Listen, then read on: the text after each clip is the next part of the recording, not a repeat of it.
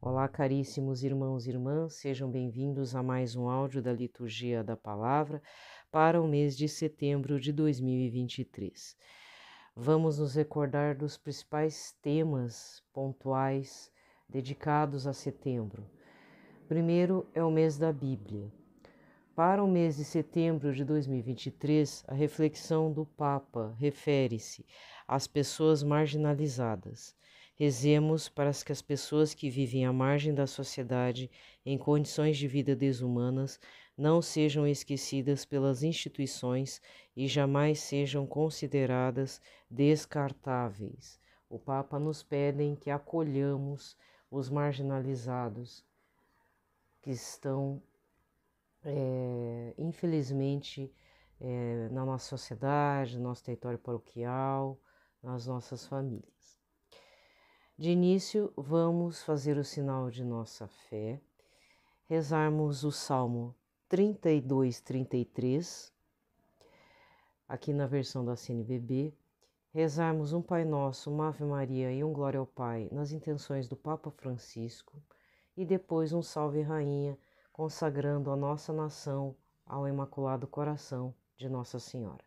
Pelo sinal da Santa Cruz, livrai-nos Deus Nosso Senhor de todos os nossos inimigos, em nome do Pai, do Filho e do Espírito Santo. Amém. Salmo 32, 33. Ele falou e tudo se fez. Exultai justos no Senhor, que merece o louvor do que são bons. Louvai o Senhor com a cítara, com a harpa de 10 cordas, cantai-lhe. Cantai-lhe um cântico novo, tocai a cítara com arte e bradai. Pois sincera é a palavra do Senhor e fiel toda a sua obra. Ele ama o direito e a justiça, da sua bondade a terra está cheia.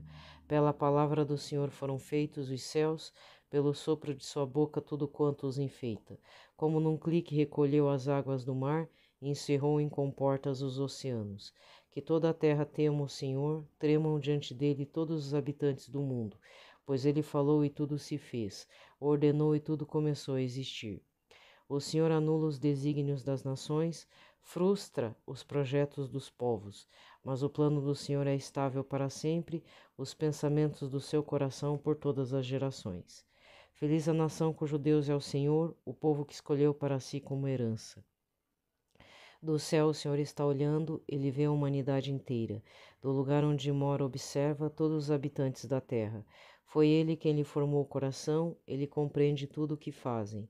O rei não se salva por um forte exército, nem o herói por seu grande vigor. O cavalo não ajuda a vencer, com toda a sua força não poderá salvar.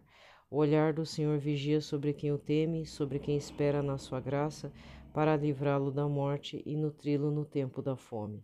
Nossa alma espera pelo Senhor, é Ele o nosso auxílio, o nosso escudo. Nele se alegra o nosso coração e confiamos no seu santo nome.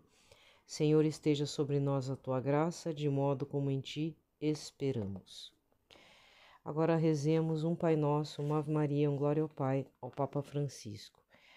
Pai nosso que estais nos céus, santificado seja o vosso nome, venha a nós o vosso reino, seja feita a vossa vontade, assim na terra como no céu.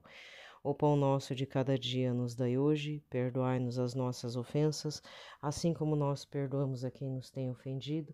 Não nos deixeis cair em tentação, mas livrai-nos de todo o mal. Amém. Ave Maria, cheia de graça, o Senhor é convosco, bendita sois vós entre as mulheres, bendito é o fruto do vosso ventre, Jesus. Santa Maria, Mãe de Deus, rogai por nós, pecadores, agora e na hora de nossa morte. Amém. Glória ao Pai, ao Filho e ao Espírito Santo, como era no princípio, agora e sempre. Amém.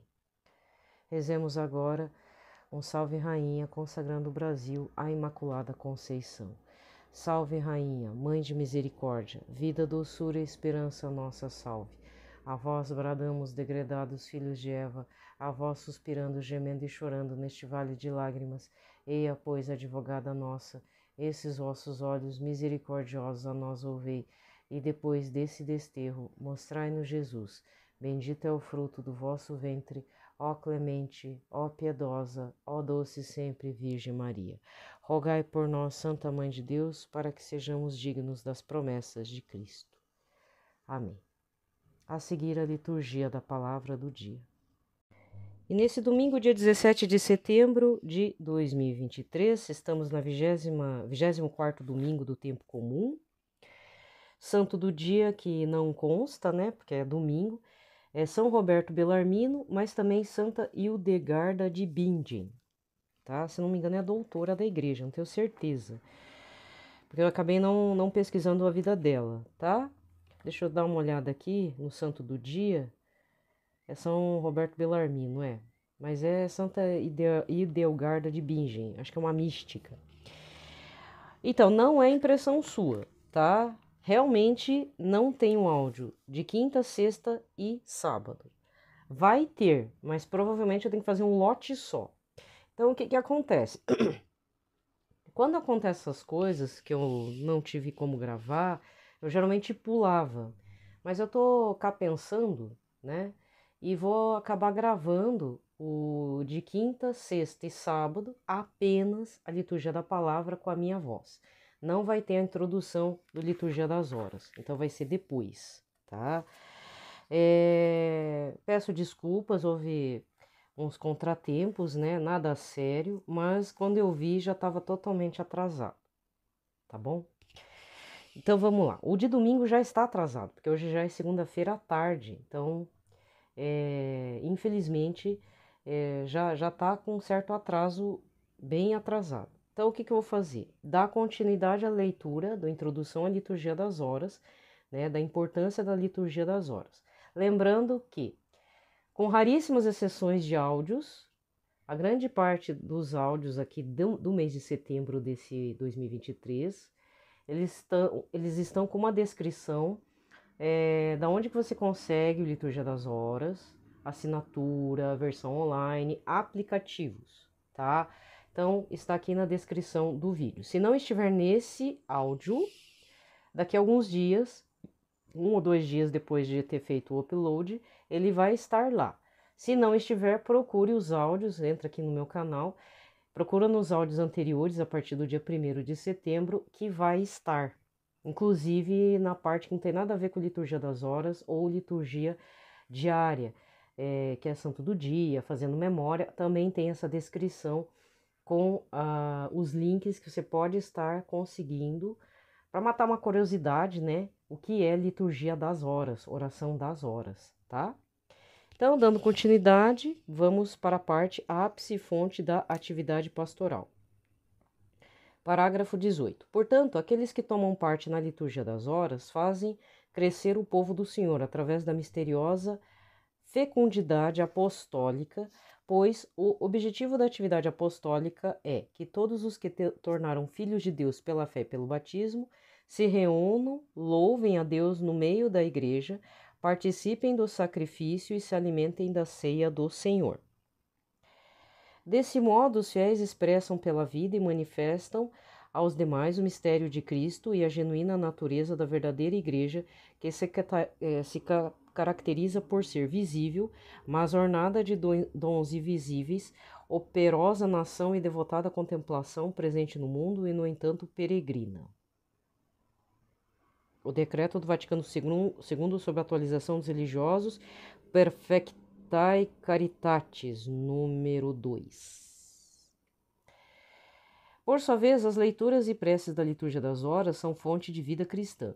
Esta se alimenta na mesa da Sagrada Escritura e com as palavras dos santos e se fortalece com as preces, porque somente o Senhor, sem o qual nada podemos fazer, é quem pode, a nosso pedido, dar eficácia e incremento às nossas obras, para que nos edifiquemos cada dia como templos de Deus no Espírito, até alcançarmos a estatura de Cristo em sua plenitude, e ao mesmo tempo robustecermos nossas forças a fim de anunciarmos Cristo aos que se encontram de fora. Que a mente concorde com a voz. Parágrafo 19. Para que essa oração seja algo próprio de cada um dos que nela participam e se torne a fonte da piedade e da multiforme graça divina e alimento da oração individual e da ação apostólica, é preciso que nela a mente concorde com a voz, celebrando-a com dignidade, atenção e devoção. Todos cooperem diligentemente com a graça divina para não a receberem em vão, buscando a Cristo e penetrando cada vez mais intimamente em seu mistério mediante a oração, louvem a Deus e façam súplicas com a mesma intenção com que o Divino Redentor orava. 4. Quem celebra a liturgia das horas? A. Celebração em comum. Parágrafo 20. A liturgia das horas, como as demais ações litúrgicas, não é ação particular, mas algo que pertence a todo o corpo da Igreja e o manifesta e atinge. O caráter eclesial de sua celebração aparece principalmente quando é realizado pela Igreja particular, o que, aliás, se recomenda de modo especial. É de fato na igreja particular, com seu bispo, rodeado por seus presbíteros e ministros, que está verdadeiramente e opera a una Santa Católica Apostólica Igreja de Cristo. Embora não estando presente o bispo e o cabido de cônegos ou presbíteros outros, tal celebração deve sempre ser feita considerando a realidade das horas e, quanto possível, com a participação do povo. Isso vale também para os cabidos colegiados. Parágrafo 21. Celebrem as horas principais, se possível, comunitariamente na igreja os demais grupos de fiéis.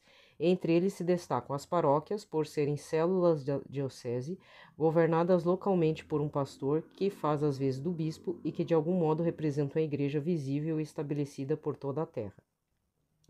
Parágrafo 22. Portanto, quando os fiéis são chamados à liturgia das horas e se reúnem, unindo seus corações e vozes, manifestam a igreja que celebra o mistério de Cristo. Parágrafo 23. É função dos que receberam a ordem sagrada ou que foram investidos de particular missão canônica convocar e dirigir a oração da comunidade. Trabalhem para que todos os que se encontram sob seus cuidados vivam unânimes na oração. Cuidem, pois, de convidar os fiéis e formá-los com a devida catequese para a celebração comunitária das principais partes da liturgia das horas, sobretudo nos domingos e festas. Ensine-lhes a dela participarem de modo a fazerem autêntica oração. Por isso, ajude-nos com a devida instrução a entenderem o sentido cristão dos salmos, de sorte que, pouco a pouco, sejam levados a maior gosto e prática na oração da Igreja. Parágrafo 24. As comunidades de cônegos, monges, monjas e outros religiosos que, em virtude da regra ou das constituições, recitam a liturgia das horas na íntegra ou em parte, quer em comum, quer em rito particular, representam de modo especial a Igreja orante. Com efeito, mostram mais plenamente a imagem da Igreja que, sem cessar e em uníssono, louva ao Senhor. Elas cumprem particularmente, mediante a oração, o dever de colaborar na edificação e progresso de todo o corpo místico de Cristo e no bem das igrejas particulares. Isso vale sobretudo para os que se dedicam à vida contemplativa. Parágrafo 25. Os ministros sagrados e todos os clérigos que não estejam obrigados por outros motivos à celebração comunitária, quando vivem em comunidade ou se reúnem, procurem celebrar em comum pelo menos alguma parte da liturgia das horas, sobretudo laudes e vésperas. Parágrafo 26 e 27. Aos religiosos de ambos os sexos e aos membros de qualquer instituto de perfeição não obrigados à celebração comunitária, recomenda-se encarecidamente que se reúnam entre si ou com o povo para celebrarem juntos essa liturgia, ao menos em parte. Os grupos de leigos, em qualquer lugar em que se encontrem reunidos, são convidados a cumprir essa função da Igreja, celebrando parte da liturgia das horas, seja qual for o motivo pela qual se reuniram, oração, apostolado ou qualquer outra razão. Convém que aprendam a adorar a Deus Pai em espírito e verdade, antes de tudo na ação litúrgica, e tenham presente que, mediante o culto público e a oração, atingem toda a humanidade e podem fazer muito pela salvação de todo o mundo.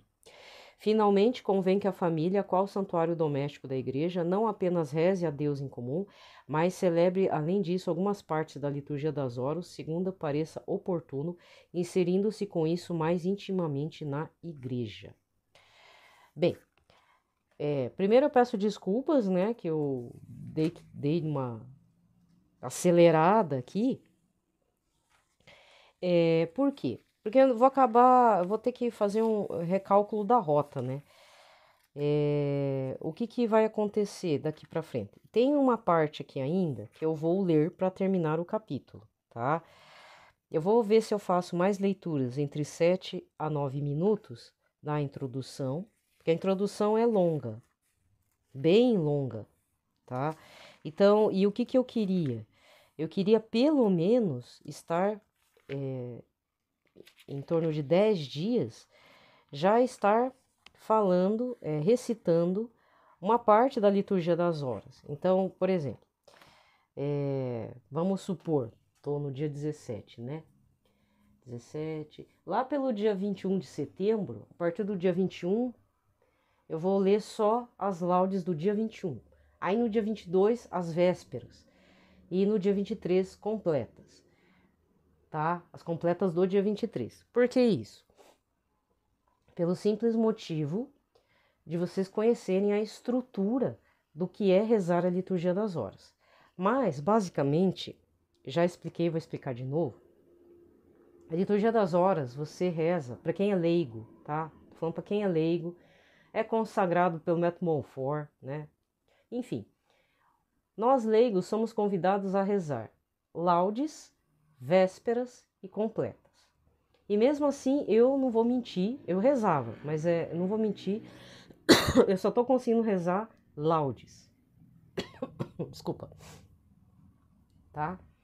Sendo que no período das 9 horas, meio-dia e 15 horas, existem as orações, quer dizer, aí a hora média é a mesma oração, tanto das 9 do meio-dia às 3. Aí eu queria deixar aqui registrado também uma coisa uma situação, não é uma coisa, uma situação que eu encontrei, porque você já deve ter ouvido o ofício da Imaculada Conceição, que é rezado pelo pessoal da Canção Nova, você já viu, tem livrinhos, e o pessoal não entende o que é aquilo, né? E eu não comprei, eu não tenho da Imaculada.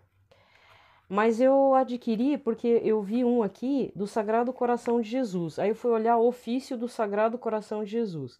E ele tava, acho que no plastiquinho, eu não vi direito o que era. Aí tá aqui. Ó, qual que é o dia do Sagrado Coração? Foi junho, né? Foi numa data de junho que me fugiu aqui porque ele é uma data móvel, mas é sempre numa sexta-feira, na metade do mês de junho, certo? Então, no dia, quando é o dia do Sagrado Coração de Jesus, em junho, na liturgia das horas, reza-se esse aqui. Então começa matinas, que é a laudes, ó, reza-se de madrugada.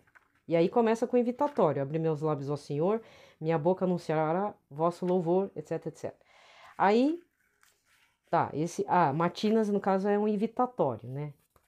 É o invitatório, depois tem laudes, reza-se antes de nascer do sol. Mas é aquela coisa, você reza a hora que você acorda, reza. Depois, prima, reza-se às 6 horas da manhã. Terça, reza-se às 9 horas da manhã.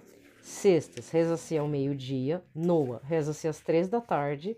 Vésperas, reza-se às 18 horas ou ao pôr do sol. E depois vai ter as completas, com certeza. Ó, reza-se à noite antes de dormir.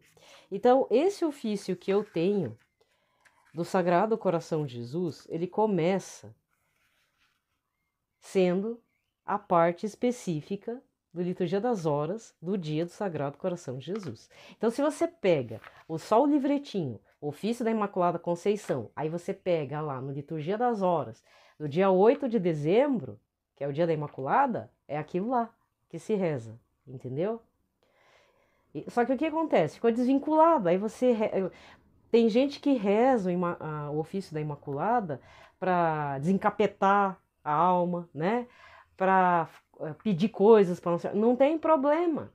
Só que você tem que entender. Ai, desculpa, Senhor Jesus, eu bati aqui. Você tem que entender que não é uma oração solta, ele faz parte das orações das horas. Por isso que tem esses termos, né? Matinas, laudes, prima. Apesar que essa parte que são as horas médias, aí para nós leigos não é exigido tanto, né? Aí às vezes são orações fixas, aqui não é fixa, né? Tá certo? Mas eu tô explicando, porque às vezes você compra e tudo bem você rezar, mas ele é retirado de uma data específica. E assim, tem gente que é tão apegado ao conservadorismo que esquece de alguns detalhes. Então tem que resgatar, né? Não é uma coisa solta. O ofício do Sagrado Coração de Jesus não está solto. Se for baseado no que é aqui, isso é liturgia das horas, foi a oração das horas no dia do Sagrado Coração de Jesus. tá? Então você que se interessou, acha interessante, deixa eu até ver, não sei se eu tenho aqui, peraí, onde é que tá? Eu tava procurando num aplicativo do Liturgia das Horas, mas agora eu não consigo ver se o ofício do Sagrado Coração estava no dia, né, do Sagrado. Aqui não tá, porque já ficou muito para trás, né? Estamos em setembro e geralmente esses aplicativos não guardam tanta memória assim, né? Mas não tem problema, tá? Fica o registro. Então, quando você vê esses termos, matinas, laudes, vésperas, completas, relaciona-se à oração das horas, tá? Bom, eu vou agora partir direto para a liturgia da palavra. Primeira leitura do domingo, Eclesiástico 27, versículo 33, vai para o capítulo 28, versículos de 1 a 9. O rancor e a raiva são coisas detestáveis, até o pecador procura dominá-las. Quem se vingar encontrará a vingança do Senhor, que pedirá severas contas dos seus pecados. Perdoa a injustiça cometida por teu próximo, assim quando orares, teus pecados serão perdoados. Se alguém guarda raiva contra o outro, como poderá pedir a Deus a cura? Se não tem compaixão do seu semelhante, como poderá pedir perdão dos seus pecados? Se ele que é um mortal guarda rancor, quem é que vai alcançar perdão para os seus pecados? Lembra-te do teu fim, deixe de odiar. Pensa na destruição e na morte e persevera nos mandamentos. Pensa nos mandamentos e não guardes rancor ao teu próximo. Pensa na aliança do Altíssimo e não leves em conta a falta alheia. Palavra do Senhor. O responsório de hoje, Salmo 102 ou 103, com refrão: O Senhor é bondoso, compassivo e carinhoso. Bendiz, ó minha alma, ao Senhor, todo o meu ser, seu santo nome. Bendiz, ó minha alma, ao Senhor, não te esqueça de nenhum de seus favores. O Senhor é bondoso, compassivo e carinhoso. Pois ele te perdoa toda a culpa e cura toda a tua enfermidade. Da sepultura ele salva a sua vida e te cerca de carinho e compaixão. O Senhor é bondoso, compassivo e carinhoso. Não fica sempre repetindo as suas queixas, nem guarda eternamente o seu rancor. Não nos trata como exigem nossas faltas, nem nos pune em proporção a nossas culpas.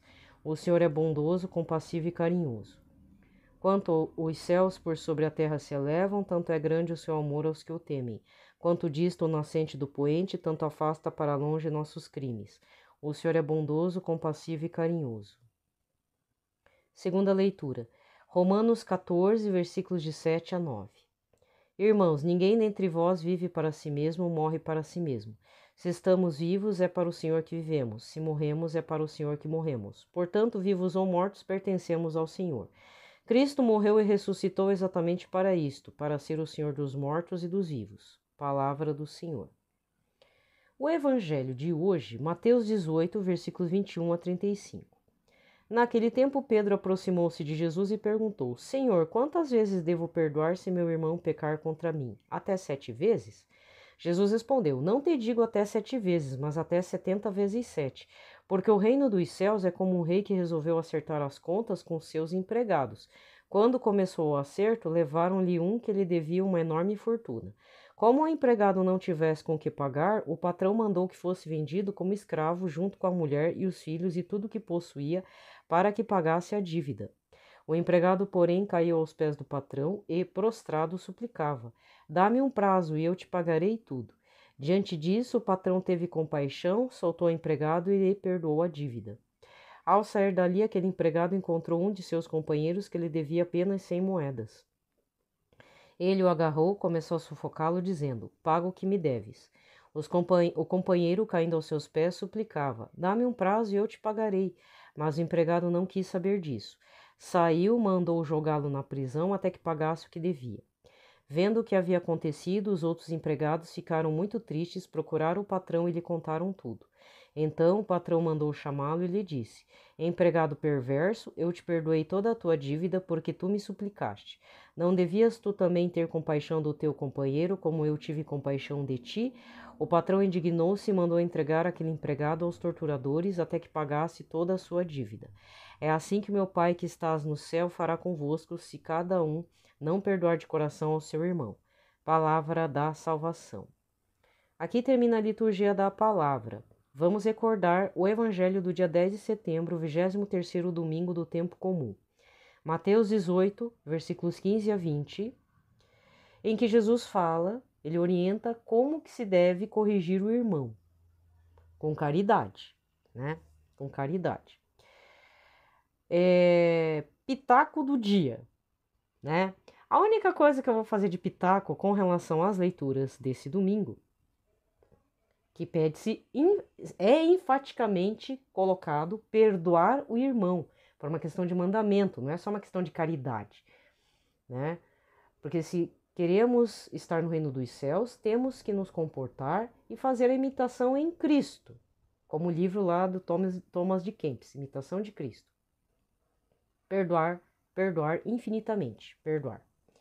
Mas aí tem duas passagens do Novo Testamento muito importantes. Primeiro, quando Jesus fala, quando alguém lhe dá um tapa, cede a outra face. Essa é a parte mais difícil, né? Mas com o tempo a gente vê que a gente sempre toma partido em dois pontos. Ou a gente faz isso que Jesus fez, o que é difícil, ou a gente revida. Aí faz a lei lá do Gilgamesh, né? A lei da vingança, né? Porque pode não... Quem não é do direito não vai entender, mas se você recordar das aulinhas de história, você vai entender lá. Você já lembra lá do Gilgamesh, que o cara fez um monte de lei e uma delas era assim, se a pessoa roubar, corta a mão.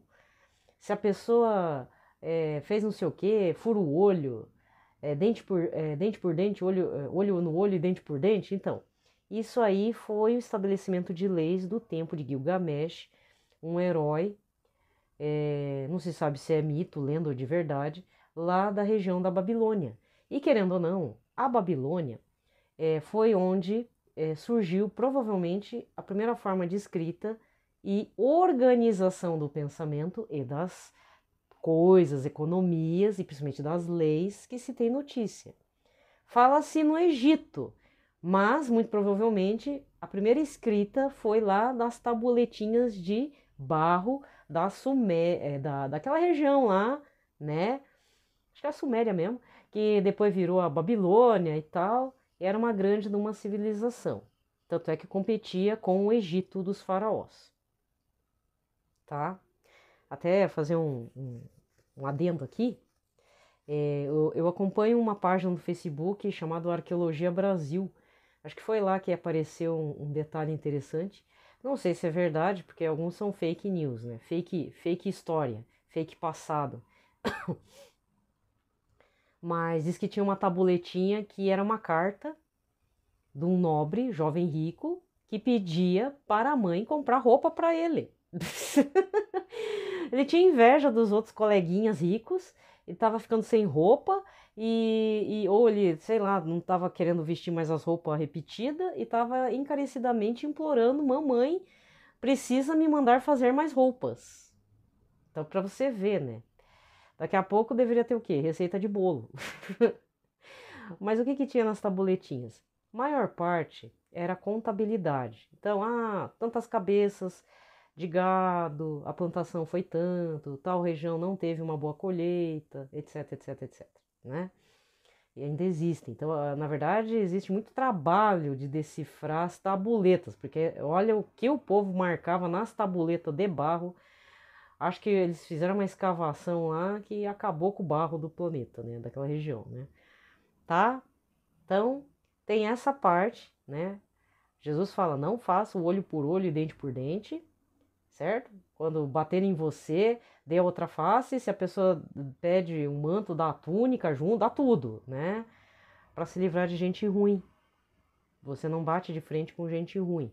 Mas de qualquer forma, isso também equivale para a questão do perdão. Na hora que você dá, você, né? Não, tá aqui, né?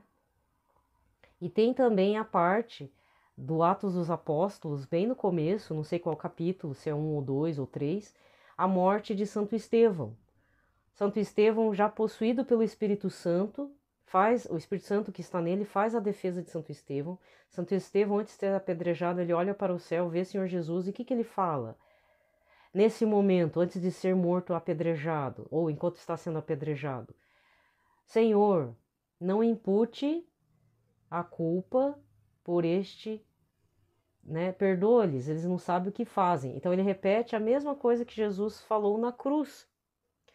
E nesse momento ele morre e aparece a figura de Saulo, né? Então eu já ouvi na homilia de um padre da Canção Nova até que ponto a conversão de São Paulo teria acontecido se não houvesse o martírio de Santo Estevão.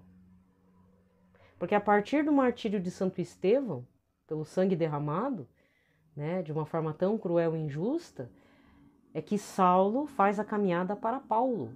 E até hoje nós lemos as cartas de São Paulo, né?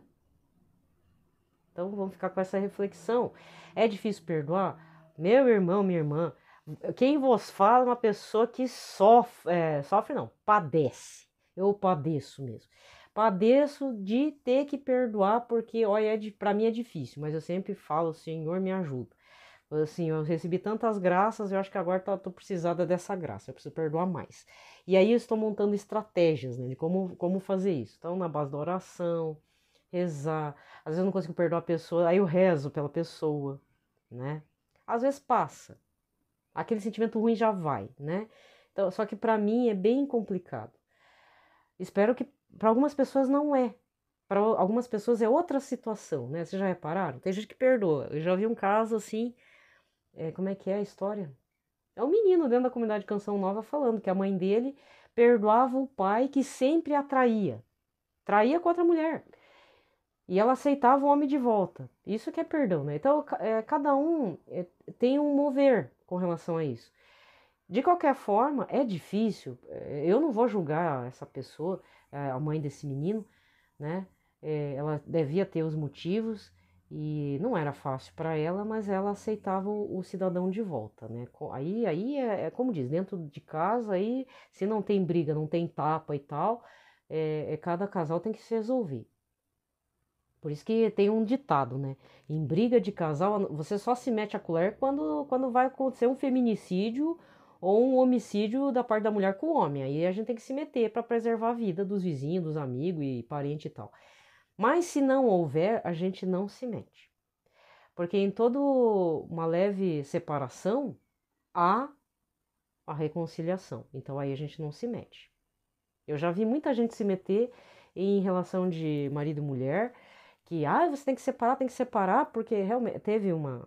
Esse não é nem que eu vi mesmo, era de um casal próximo, católico, tudo. A moça era meio, como é que eu vou dizer? Meio estranha, assim, sabe? Estabanada. Só que era um casal que funcionava bem, assim, só que a guria é muito estabanada. Quando via, já tava sem que. Se era com querer ou sem querer, os outros caras davam em cima. E aí teve uma situação que um colega de trabalho do marido flagrou os dois aos beijos lá, num canto lá da empresa. Eu não sei se foi uma confraternização, eu não vi, sei que foi um bafafá. E aí o que aconteceu? Entraram em crise, os colegas do marido, você tem que separar, chamou a mulher de tudo. Se comportou, não vou mentir, ela se comportou. Só que assim, eles eram meus, assim, de todos os casais era o que eu mais conversava. Aí depois, passada a crise, eles voltaram, retomaram, repensaram bem. Tinha duas crianças um pouco pequenas ainda, pré-adolescente. E eu não critiquei, porque assim, quem sou eu, né? Eu não vou criticar, apesar de não concordar com o que a menina fez. Aí eu fui lá, conversei fui na casa deles há muito tempo atrás, fui lá na casa deles e aí, não tô te julgando, fulana, não é isso. Aí ela quis se explicar, deu a explicação. Aí eu falei, mas e como é que vocês voltaram? Eu sei que é difícil, né? Aí ela falou, e o marido tava junto também, que eu fui quando eles estavam lá, tava lá no apartamento. Aí não, a gente fez o cursilho para casais, um curso de casais e tal. Acho que foi, porque cada paróquia tem o seu curso de casais e namorados, né? Aí eles foram, conversaram com o padre e tal e retomaram. Só que teve gente que, pela cabeça, assim, sabe quando a pessoa enfia um troço na cabeça, na vida dos outros? Mas tem mais é que separar? Então, aí teve gente que não queria mais conversar com o rapaz, sabe? E tal, e para ele já estava resolvido, o meu colega lá. Né? Aí eu expliquei pra ela, olha, eu não concordo com o que aconteceu, mas se você tá arrependida, quem sou eu pra jogar pedra, filha? né? E até porque era um casal que, tipo, se eles separassem, as crianças iam quebrar a cabeça lá, tipo, ia ter transtorno, ia ter trauma. Então, mesmo sendo uma vida um pouco tortuosa aí, não dava para dizer, ah, tem que separar. E depois eu vi outras situações, tipo, olha, esse negócio de separação, a gente não pode tomar muito partido, porque eles acabam voltando. E é verdade, né? A gente. Então, se não tiver. Veja bem, se não tiver uma situação que um dos lados vai matar a pessoa, está agredindo fisicamente, ou há uma agressão, afastamento da pessoa, dos familiares e amigos e tal, que é uma coisa grave, essas situações assim que realmente chocam um pouco, mas que no final é casal, sabe?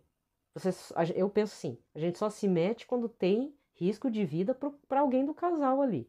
Se não, a gente não se mete, porque cada casal tem sua dinâmica. Tem casal que tem uma parte que perdoa as traições, sabe que o companheiro é homossexual mesmo, e vocês que não sabem. Aqui, olha, casamento de fachada existe. Aí os filhos saem com problema. Por quê? Porque o local onde deveria ser um local que tem seus problemas, tudo, mas a criança tá vendo que tá alguma coisa errada, né? Aí é um casamento de fachada. Aí as crianças saem também, né? Tudo transtornado. E mesmo assim, não tem como se meter. Aparentemente, reina a paz, né? Dei uma opinião. Então, não sei, veio no meu coração falar isso, mas assim, perdoar não é fácil, digo por mim. Eu sou uma pessoa que, infelizmente, a cultura familiar aqui de casa é de muito ressentimento, porque aconteceram situações graves assim. Não chegou a pulação de cerca, não foi isso, mas foi outras coisas que, contando, falei, nossa, né? Mas, tipo, se parar para pensar, eu vou carregar lixo dentro de mim? Não, né? É um eterno esgoto aberto. Então, trabalhar isso. Digamos assim, é uma cruz, uma dificuldade na vida cristã que eu carrego, mas que eu sei que preciso trabalhar, né? Porque se eu tenho que amar Jesus, adorar Jesus, eu quero parecer-me com Jesus, eu tenho que me esforçar muito, né? Para me parecer e ter os atos dele, né? Então eu tenho que trabalhar isso. E todo mundo tem que trabalhar com alguma coisa. Não sei se você está me ouvindo, eu vou terminar com essa. Não sei se você está me ouvindo, mas uma coisa que eu fico um pouco chocada é pessoas que falam, mas eu não pequei. Olha, eu não vou mentir, já tive essa fase no começo de um período aí, bem anterior. Será que eu pequei? Mas eu não matei, não roubei, eu sou honesta, né? Ah, eu sou muito boazinha. Que ridículo. Eu não sou boazinha. Aliás, eu descobri esse ano como eu sou a bicha ruim. Não é só falta de perdão, não. É umas coisas que depois eu fiquei pensando. Que nojo de mim mesma, né? Autoconhecimento é horrível mesmo. Veja bem, meu irmão, minha irmã, agora falando sério. Se você que está me ouvindo fala continuamente isso, você não está indo lá no sacramento da confissão, você conhece alguém dentro da sua casa nesse sentido, mas eu não pequei. Eu não traí meu marido, não traí minha esposa, não roubei, não matei, não engano ninguém, eu não minto. Veja bem, gente, eu parto sempre do princípio, muitos, tá? Mas eu vou pegar alguns exemplos aqui. Santa Teresinha se achava a pior pecadora do mundo, merecedora do inferno. Santa Teresinha do Menino Jesus. Vê a vibe, tá? Outro, São Francisco de Assis. Gente, São Francisco de Assis se achar o pior pecador do mundo. Tanto é que o irmão lá da confraria, acho que é o irmão Leão, né? Mas como, irmão Francisco, você não é pecador, você é um homem santo. Não, eu sou muito pecador, eu mereço os infernos. E eu acho que ele já estava com as chagas. E ele falou assim, eu recebi tantas graças do Senhor Jesus, mas eu sou um miserável, eu mereço o inferno. Vocês têm noção do que eu tô falando? Uma pessoa que fala que não sabe que pecou, por que que tá na fila da confissão, como eu vi esses dias, né? A menina, nossa, a menina querendo fazer uma caminhada incrível, aí tava a mãe e a tia tava consciente né, dos seus pecados, elas estavam lá porque a menina ia casar. Graças a Deus não é da onde eu frequento, elas são de outro território paroquial. E a mãe, quando já tava pra... Ainda eu falei pra ela, ela chegou, ela ficou atrás de mim e falou, o padre tá confessando? Não, ele tá confessando, mas ele tá. Só que o padre tava indo e voltando, tinha outros compromissos ali, mas ele atendeu todo mundo. Só que aí eu meio que falei alto, gente, a gente vai ter que confessar, tipo, 3 minutos cravados, assim. Fala os pecados, desaba ali e penitência, padre, tal, tchau. Falei de brincadeira, não é que. Foi mais ou menos isso que aconteceu.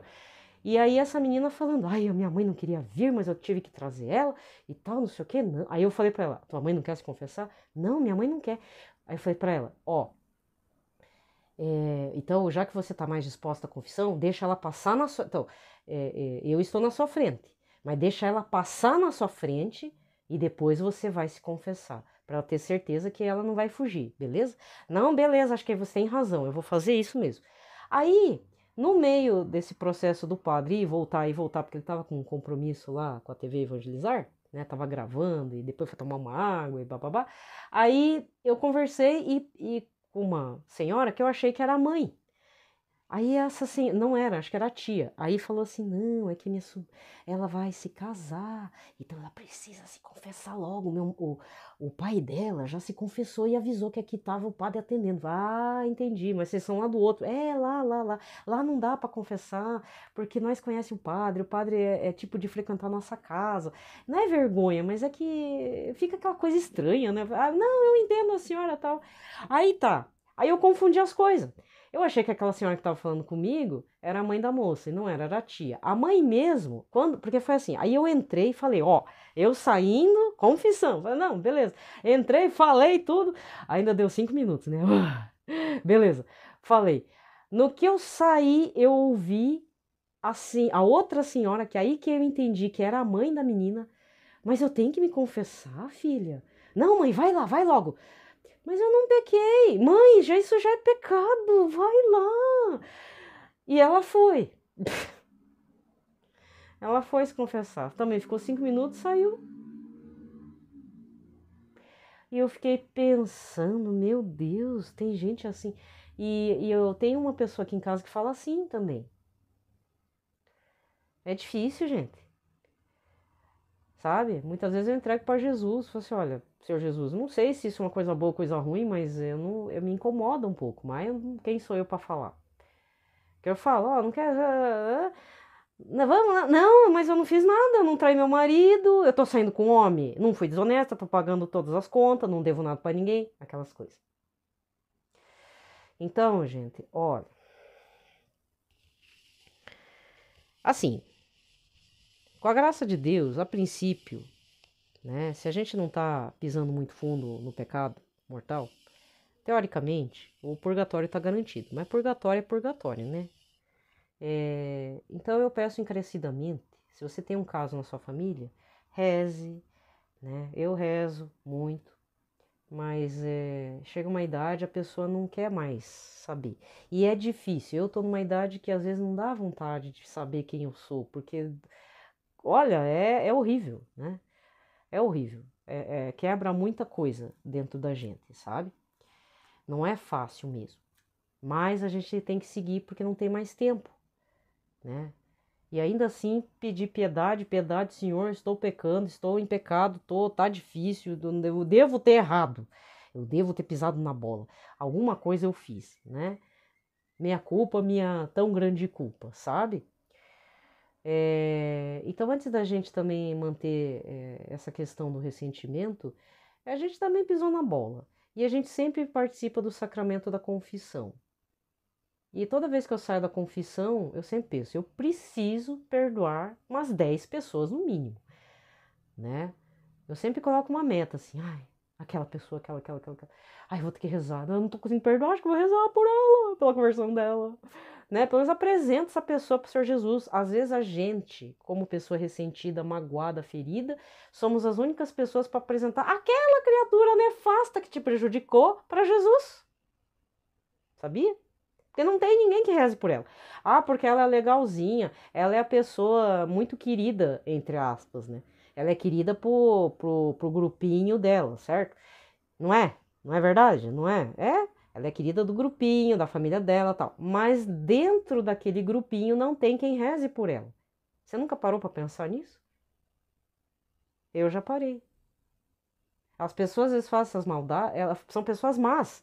São pessoas más. Você não participa do grupinho dela, o que ela faz? Ela te chuta, quase mata você, tira você do trabalho, tira você do convívio social dela, porque você não presta para os interesses dela. O que você tem que fazer? Entrega ela para o Senhor Jesus, porque dentro do núcleo dela não tem quem reze por ela. Ah, porque ela é legalzinha. Ah, não precisa, Deus já está vendo que ela é uma pessoa boa. Aí fica mais fácil rezar pela essa pessoa, tá? Eu vou ser bem franca em falar. Eu desconfio muito de gente muito popular. Porque gente muito popular, tudo bem, não é generalizando todas as pessoas, mas existe uma espécie de mística em torno, né? Uma mística do senso comum. Ah, a pessoa é tão boa, não, o céu está garantido para ela. Aí que eu fico mais preocupada. Então aí eu rezo mais por essa pessoa. Porque nem sempre a pessoa popular é a pessoa que desagrega. Mas geralmente é uma pessoa que, se você não faz parte do grupo, ou você não interessa para ela, ou ela não vai com a sua cara e você também não vai com a cara dela, existe uma animosidade, a tendência é que ela te chute mesmo. E aí a gente fica magoado, ressentido e tal, porque às vezes a gente gosta da pessoa, mas a pessoa odeia a gente. Então a gente tem que colocar ela em oração para apresentar a Jesus de forma correta. Posso estar enganada, mas para eu não me sentir tão mal, no sentido de que às vezes eu tô rezando na base do ódio, na força do ódio, eu tenho que colocar nesse sentido. Todo mundo tem fragilidades, todos. E aí é preciso colocar ela em oração e dizer, olha, Senhor Jesus, essa pessoa está aqui. Às vezes aquela pessoa que quer arrumar a sua vida, mas a vida dela está um caos. Reze por ela. Porque ela está tentando achar sei lá, ela está querendo fazer uma válvula de escape na sua vida, né? Aí você tem que pôr um limite e falar, não, minha filha, minha vida tá boa. Ou pelo menos está na paz. Não vem tirar minha paz. Não vem arrancar o Senhor Jesus e colocar o capeta dentro da minha cabeça, né? Entendeu? Então reze. Não sei qual que é a situação, analise. Assim, é difícil, sim, fazer uma autoanálise, né? Mas se grandes santos acharam que não eram dignos de estar na presença de Jesus no reino dos céus, imagine nós. Meu Deus! São Francisco e Santa Teresinha achar que mereciam o inferno? Santa Teresinha pecadora! Essa dá para falar virgem e pura, de tudo. Nós somos a pior geração. O que? Virgindade dos olhos e pureza dos olhos. Não é nem virgindade. Mas assim, pureza sexual, de intenção, de olhar, você tem? Eu não tenho mais. Porque é tanta pornografia que aparece por aí, na propaganda, nas novelas, até a novela que era para ser bíblica, rola lá uma sensualidade. Como é que a gente vai se manter puro nesse sentido? E a gente acha normal, né? Carnaval, já vai chegar carnaval. Praia, biquíni, né? Entendeu? Né? Então, fica a reflexão pesada para já a semana que começa, né? 24ª semana do tempo comum. Gente, o pitaco foi longo, desculpa não ter gravado os áudios anteriormente, eu vou pensar como é que eu vou fazer aqui, mas a princípio ainda estou no controle, né? Deus está no controle, eu ainda estou conseguindo meio capenga, mas estamos indo, tá? Um abraço a todos, fiquem em paz na paz de Cristo.